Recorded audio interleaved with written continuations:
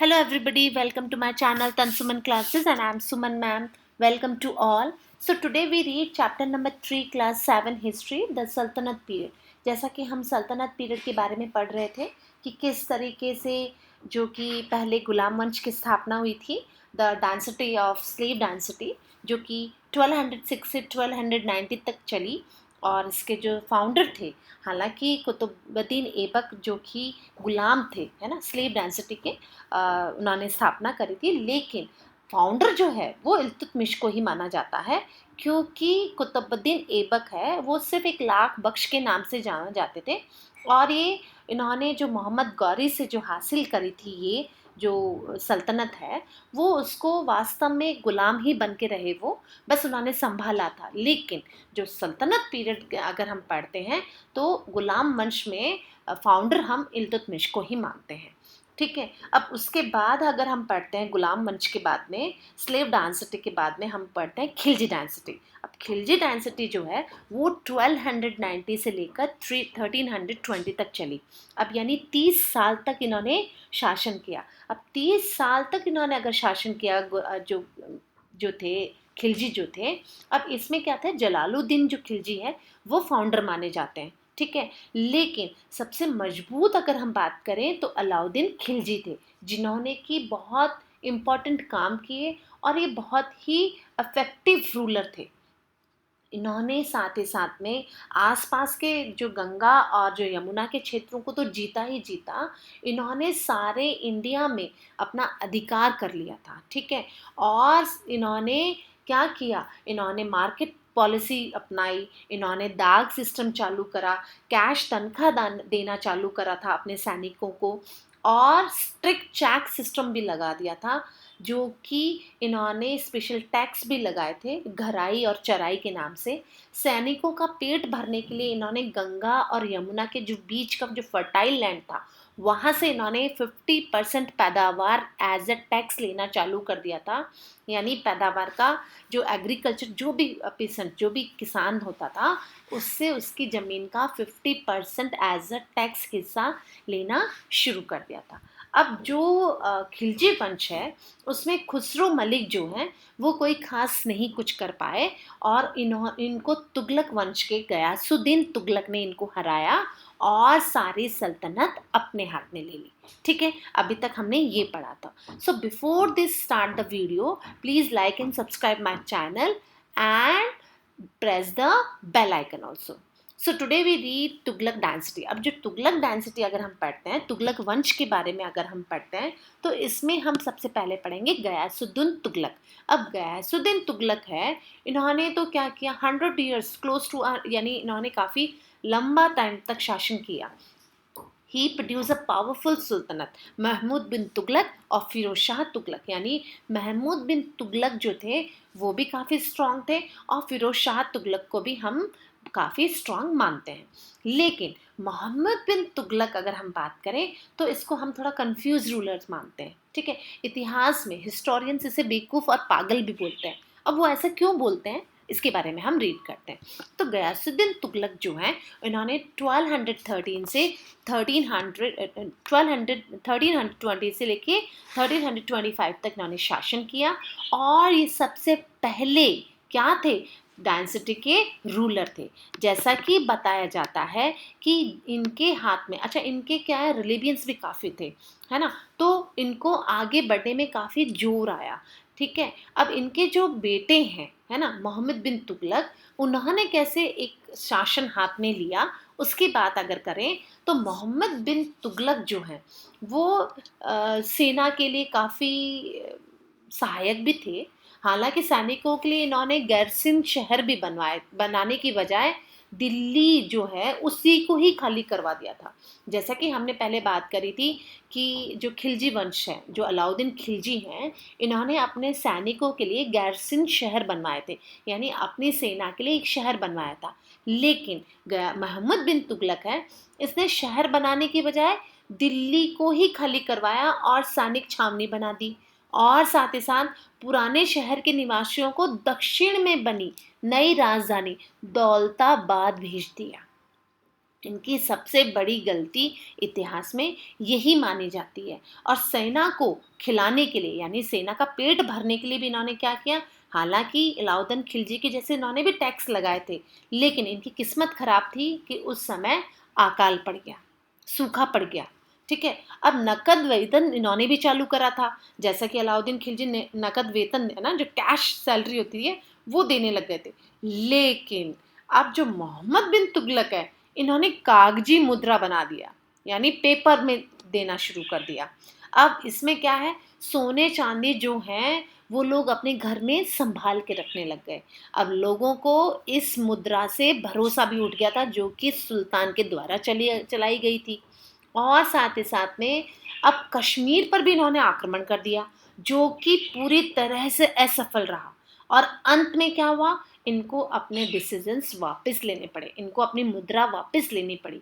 सो आज हम पढ़ेंगे कि मोहम्मद बिन तुगलक जो है वो कैसे एक पावरफुल रूलर तो कहते हैं, लेकिन इसके बारे में अगर हम इतिहास में पढ़ते हैं तो इसको एक पागल सुल्तान के नाम से भी जाना जाता है। तो जो इब्न बतूता हैं वो इसके बारे में हमें काफ़ी कुछ बताते हैं कि ही टेल अस, जैसा कि इब्न बतूता हमें बताते हैं कि ये जो सुल्तान है ये बहुत ग्रेट आइडियाज़ थे। ठीक है, इनके प्लान्स भी बहुत बड़े बड़े थे, लेकिन अगर सिर्फ प्लान्स कागज़ के तौर पे ही बनाएं, उनको इम्प्लीमेंट करने के लिए बेवकूफ़ियाँ करें, तो वो सुल्तान अपने आप ही हारा हुआ है। कैसे, अगर ग्रेट आइडियाज़ आपके पास हैं, प्लान्स आपके पास हैं, लेकिन उसको इम्प्लीमेंट करने के लिए आप अगर लोगों की सहायता नहीं लेते हैं, आप लोगों से ढंग से नहीं समझते हैं, तो वो आपके आइडिया और प्लान्स धरे के धरे रह जाते हैं। ठीक उसी तरीके से मोहम्मद बिन तुगलक के साथ भी हुआ। इसने क्या किया, जो दोआब वाला क्षेत्र, जैसा कि हम पढ़ चुके हैं कि दोआब क्या होता है, यानी गंगा और यमुना के जो बीच का क्षेत्र है, जो फर्टाइल लैंड है, उसको हम दोआब क्षेत्र बोलते हैं। तो इन्होंने क्या किया, इंक्रीज द रेवेन्यू, इन्होंने रेवेन्यू तो वहाँ पे इंक्रीज कर दिया, लेकिन अब इनकी सबसे बड़ी प्रॉब्लम ये हुई कि जैसे ही इन्होंने रेवेन्यू टैक्स जो थे वो ज़्यादा करे, उसी टाइम में वहाँ पे फैमिन आई, यानी अकाल पड़ गया। अब उस टाइम में आप ये देखिए, पहले से ही किसान के पास खाने के लिए कुछ नहीं है और आप उस पर टैक्स लगा देते हैं, अकाल पड़ा हुआ है और उसमें टैक्स लगाते हैं, तो लोग अल्टीमेटली लोग आपके खिलाफ होंगे, है ना। तो अब लोग क्या है, सुल्तान के खिलाफ हो गए। ठीक है, और उसके ऑर्डर को विड्रॉ करना शुरू कर दिया, उसके ऑर्डर को लोगों ने, उसके आदेश को मानने से मना कर दिया। अब शिफ्ट ऑफ कैपिटल, अब अपनी कैपिटल जो है, अपनी राजधानी जो है, वो भी इन्होंने कहाँ कर दी, दौलताबाद कर दी। यानी अब दिल्ली से वो कहाँ ले गए, दौलताबाद। तो capital of the empire of the Delhi, Devanagari है ना, देवगिरी से इन्होंने कहाँ चले गए, दौलताबाद। अब मोस्ट ऑफ द हिस्टोरियंस, जैसा कि इतिहासकार मानते हैं, इसके दो कारण थे। Sultan felt that he would be able to control the administrate of the empire better from the Daulatabad. अब जैसा कि कुछ इतिहासकार मानते हैं कि सुल्तान थे वो ये सोचते थे कि वो दौलताबाद में बैठकर दक्षिण में और अच्छे से एडमिनिस्ट्रेशन संभाल सकते हैं, लेकिन हालांकि it was located in the centre of the empire, जो कि उनके एम्पायर के सेंटर में था, जहाँ पे आप, ऐसा होता है ना कि आप अगर अपने जीते हुए क्षेत्रों के बीच में बैठते हैं तो आप ऑटोमेटिकली, हालांकि वो सोच उसके बहुत आगे की तरफ थी, फॉरवर्ड थी, लेकिन वो काम नहीं आई। बस बात ये है कि वो फेल हो गए। हालांकि ये बात सही है कि अगर आप अपने एम्पायर के सेंटर में रह के अगर कोई भी कैपिटल वहाँ बनाकर अगर आप वहाँ से लोगों को देखते हैं, लोगों को कंट्रोल करते हैं, वो बहुत इजी रहता है। लेकिन यहाँ पर भी वो फेल हो गए और मंगोल जो थे वो दिल्ली तक आने की कोशिश कर रहे थे। तो दौलताबाद क्या थी, दौलताबाद सेफ नहीं था। दौलताबाद सेफ, इसलिए इन्होंने क्या किया, दिल्ली सेफ नहीं था तो इन्होंने क्या किया, दौलताबाद की तरफ अपने आप को जाना शुरू कर दिया। So Daulatabad would be safe from the Mongol attack. और इन्होंने ये क्या सोचा कि दौलताबाद को अगर मैं राजधानी बना लेता हूँ तो मंगोल जो अगर अटैक करेंगे दिल्ली पर, वो अटैक नहीं कर पाएंगे। और दिल्ली को उन्होंने क्या कर दिया, गर्शियन शहर बना दिया, यानी अपने सैनिकों का रहने का स्थान बना दिया। Mohammad bin Tughlaq order the entire population.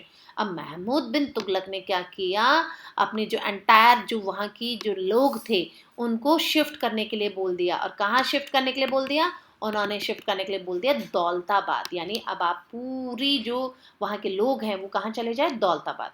People did not want to leave their homes, और जैसा कि अगर आपको कोई कहे कि आप अपना घर बार सब छोड़ के कहीं और चले जाओ, it is not easy for the all people. ये हम सब के लिए संभव नहीं हो पाएगा। वो क्यों नहीं हो पाएगा? हमारे कुछ इमोशंस जुड़े होते हैं, हमारी कुछ फीलिंग्स जुड़ी हुई होती हैं, हमारे घर है, हमने इतनी मेहनत से बनाया है, और कोई हमें आके ये कहे कि आपको हमारा ऑर्डर मानना पड़ेगा और आप अपना घर बार सब छोड़ दो, it is not easy to leave the house. और सेम वैसे ही लोगों के साथ भी हुआ।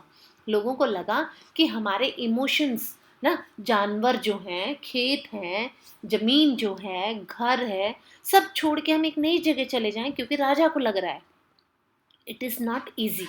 The king was soon realized that it was impossible to keep watch on the northern frontiers from the Daulatabad. So the orders was reshift for the capital. इसलिए इन्होंने दौलताबाद, उनको लगा कि वो वहाँ रहकर दौलताबाद में अपनी राजधानी बनाकर आराम से शिफ्ट कर पाएंगे, लोगों को कंट्रोल कर पाएंगे। So all the people who had gone to Daulatabad were asked to move back to Delhi. अब जो दिल्ली से जो लोग चले गए थे उनको ऐसा लगा कि हमें वापस दिल्ली जाना चाहिए। So this year's 1327, all the families in our village had been ordered to move to Daulatabad.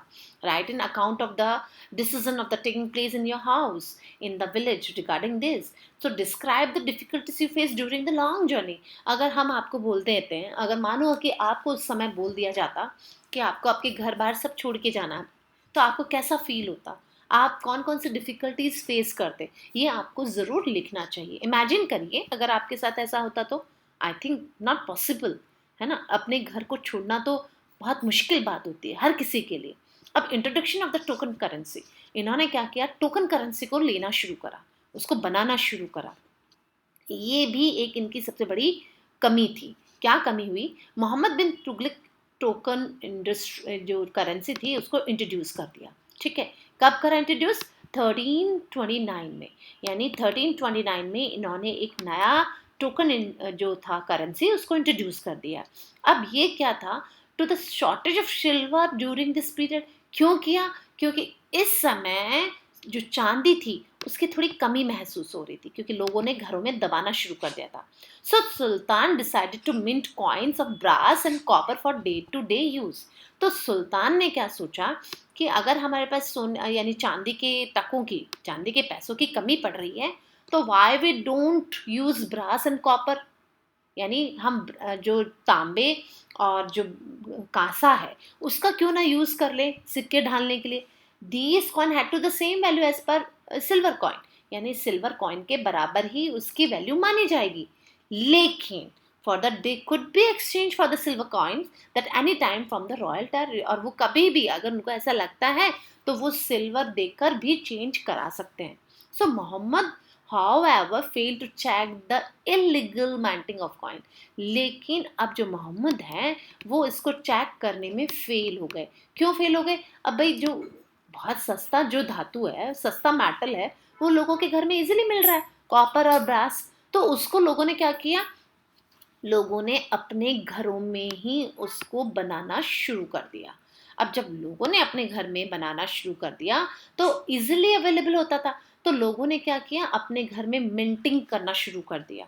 ठीक है, अब kingdom was flooded the four, अब किंगडम में बड़ी पैसा ही पैसा पूरा चारों तरफ, तो मनी लॉट इट्स वैल्यू, तो यानी मनी ने अपनी जो पावर है वो खो दी, यानी लोगों के पास भरमार लग गए पैसों के। क्यों? क्योंकि वो अपने घर में उसको बनाना शुरू कर दिया।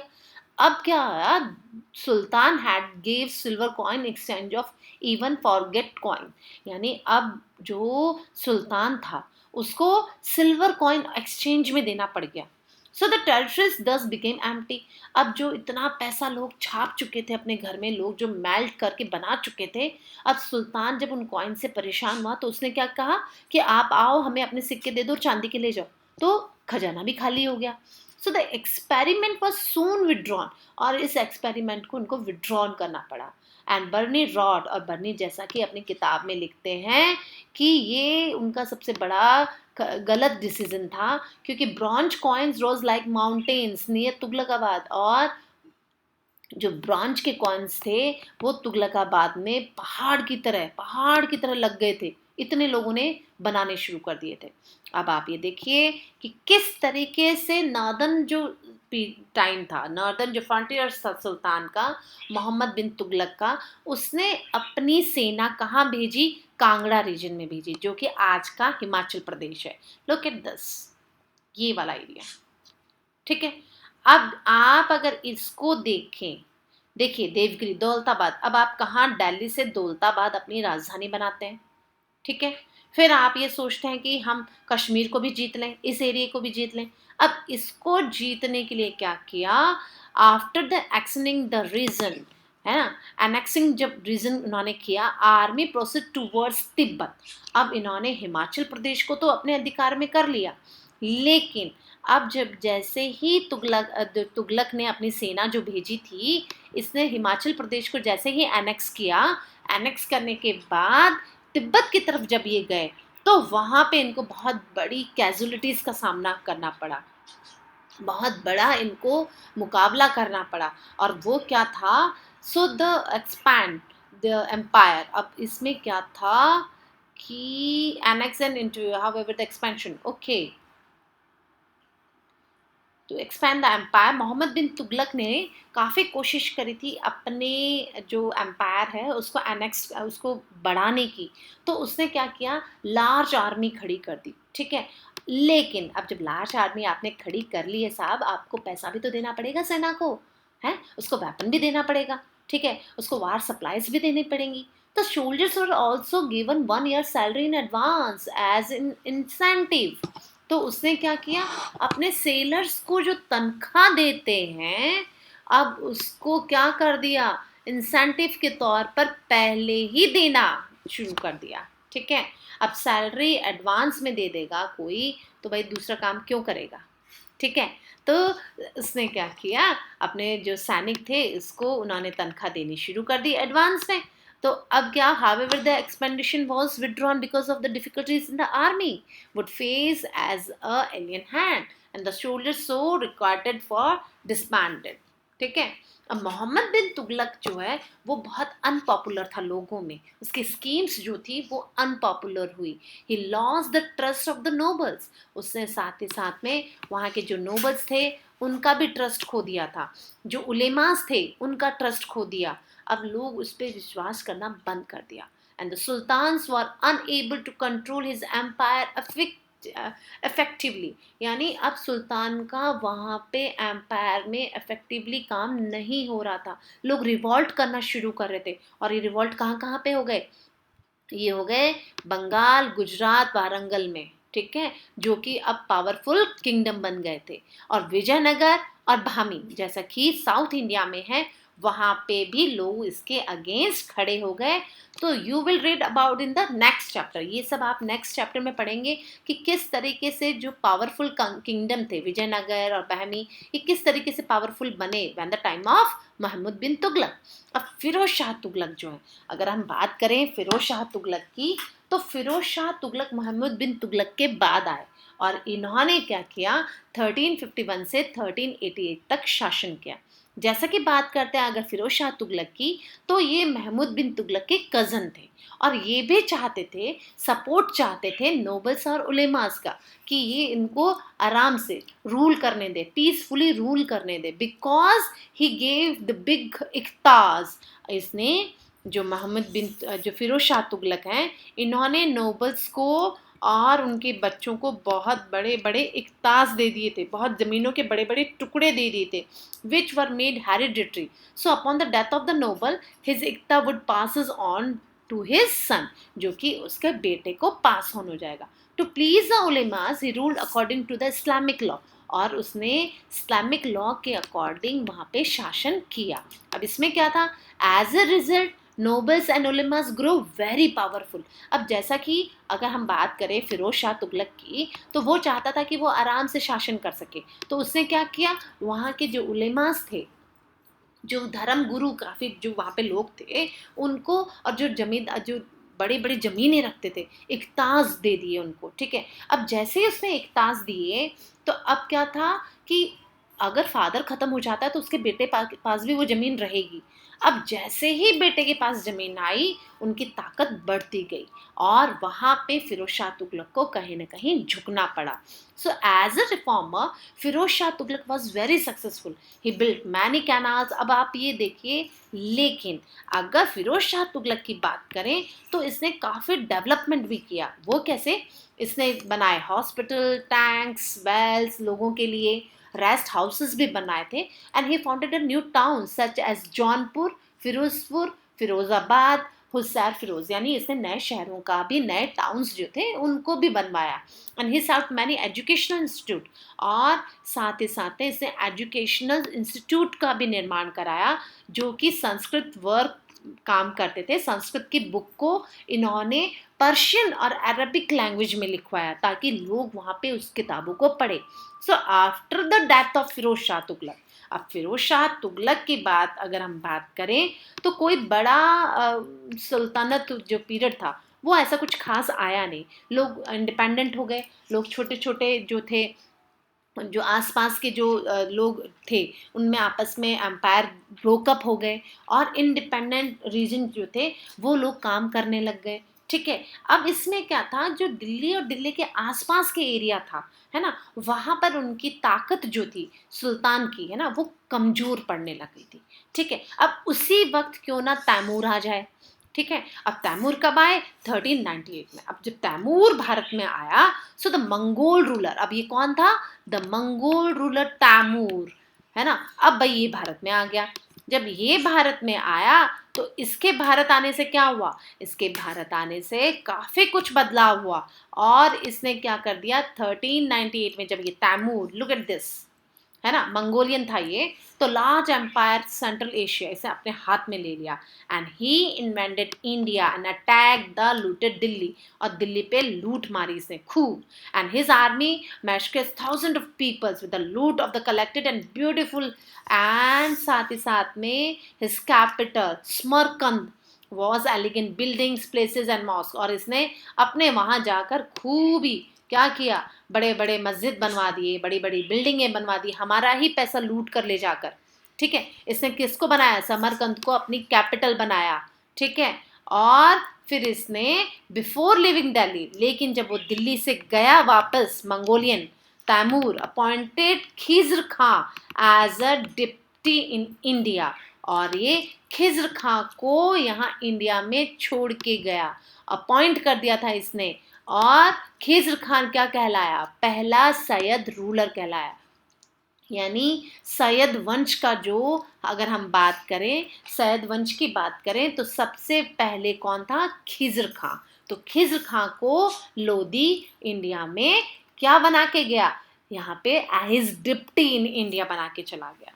ठीक है, so I think you better understand this video, and don't forget to like and subscribe my channel. Thank you for watching this video.